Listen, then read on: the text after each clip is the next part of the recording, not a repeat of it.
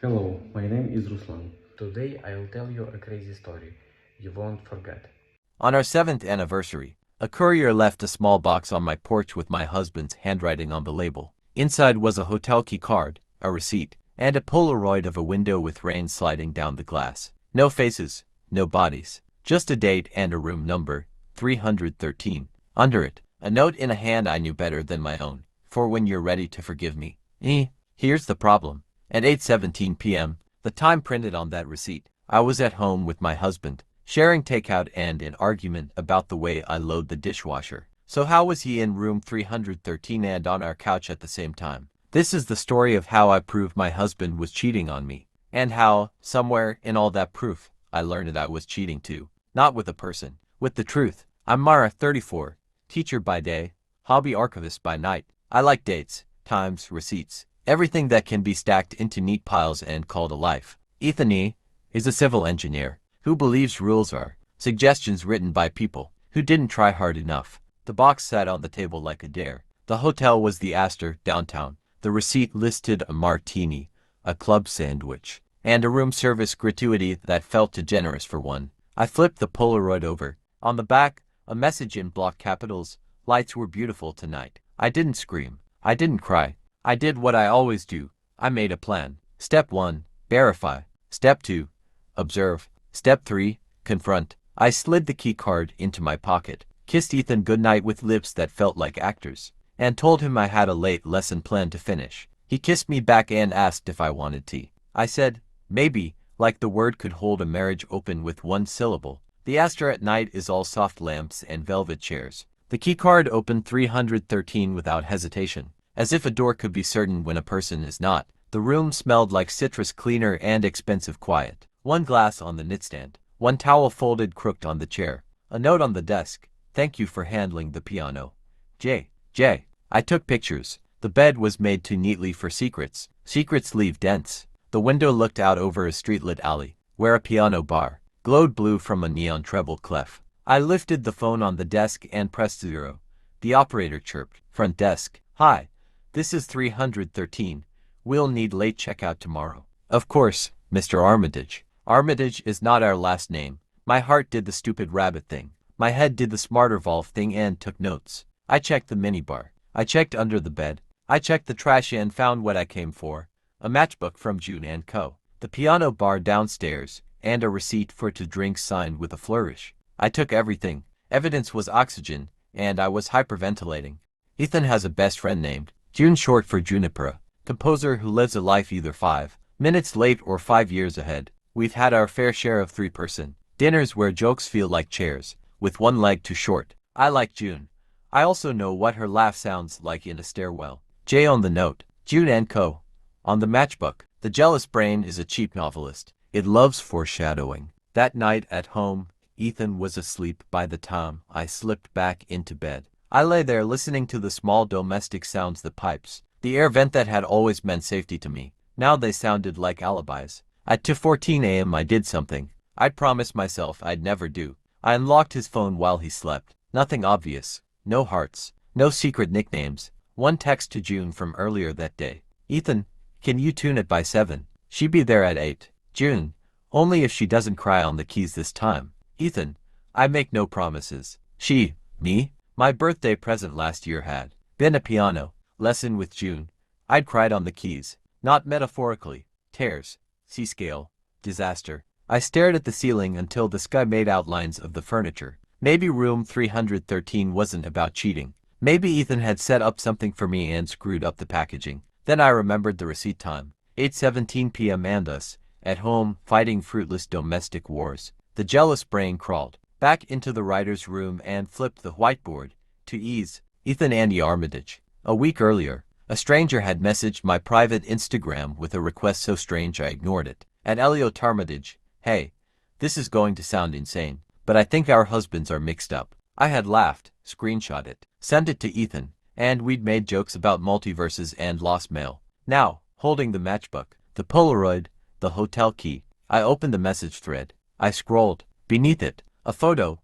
Elliot Armitage looked like Ethan seen through a different decision tree. Same jawline, different haircut, same smile, a shade too practiced. Another message I never opened. Elliot, someone is leaving boxes on my porch with your husband's name. There's a piano involved. And a woman named June. Please call me before I do something stupid. Pause to South. I called. Thank God, he said. I thought I'd lose my mind checking the porch every day. We met at a coffee shop with terrible acoustics and better lighting. Elliot brought a folder filled with the evidence of my life. Redirected.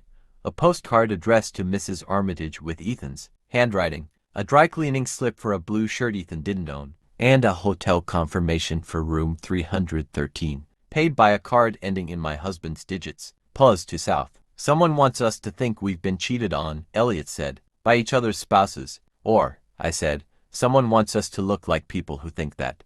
We did the math. The Armitages lived 4 blocks from us. The courier labels were handwritten. The pen pressure the same like a person who'd practiced forging to lives. Do you know a June? I asked. My wife's best friend in college, he said slowly. They had a band. They're not in touch. Lucky you, I said before my kindness caught up with me. We agreed on a plan.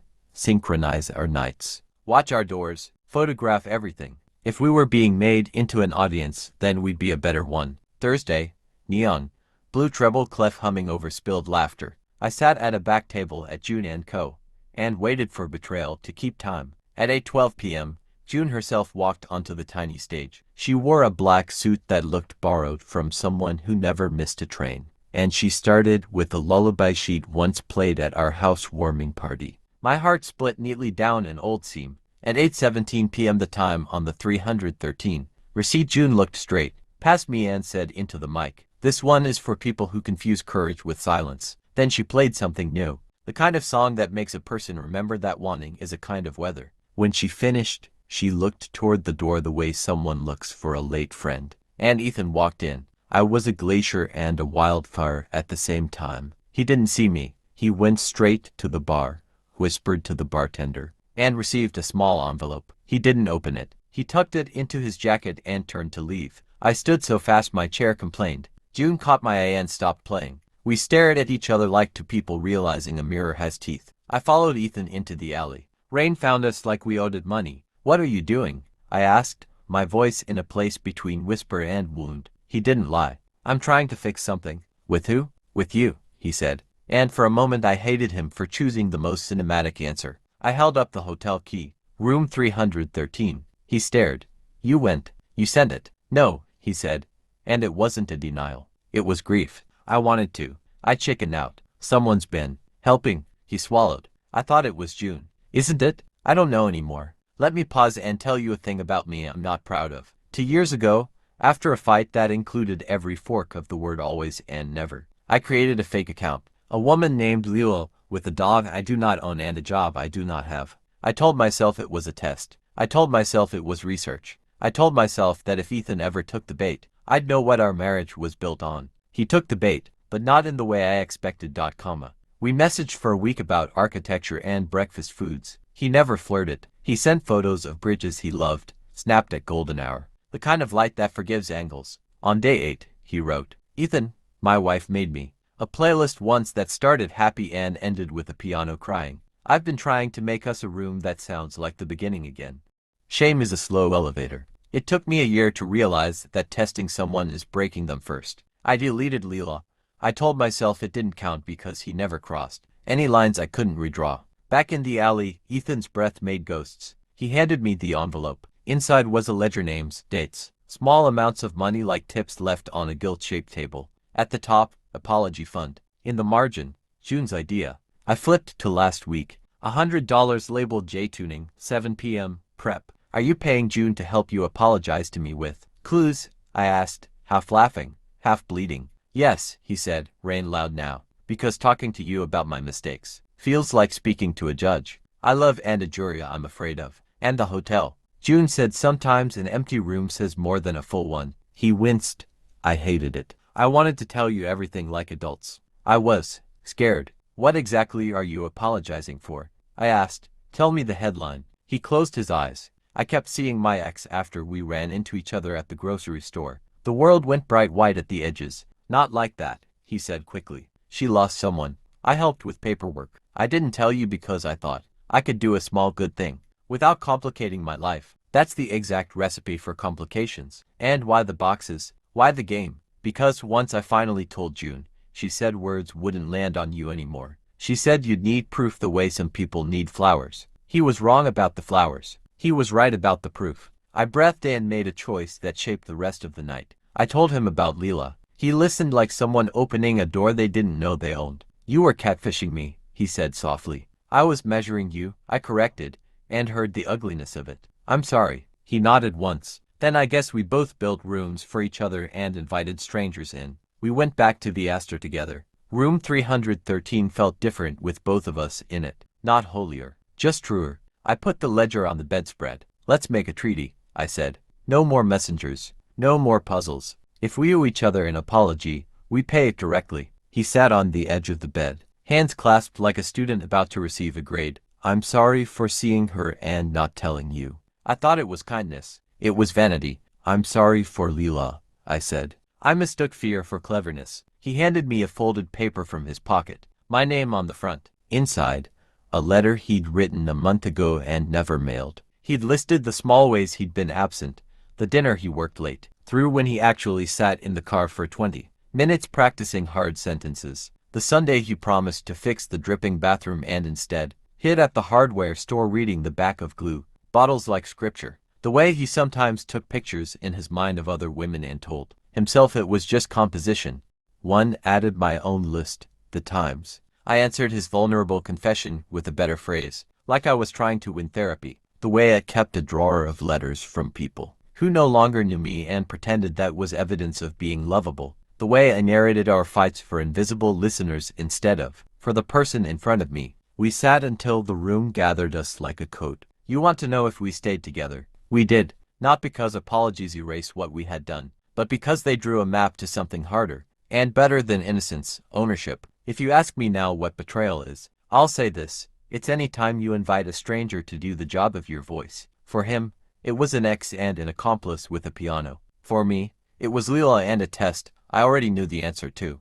Room 313 is our proverb now. When one of us reaches for silence, the other says, hey, don't go to 313. Sometimes we laugh. Sometimes we argue in the open air instead of behind doors. Most nights, that's enough. So tell me in the comments, which hurts more, the betrayal you can photograph, or the kind that lives in the questions you never asked. And, if you had your own room 313, what would be written on the note left on the desk? Crazy, right? Subscribe so you don't miss the next one.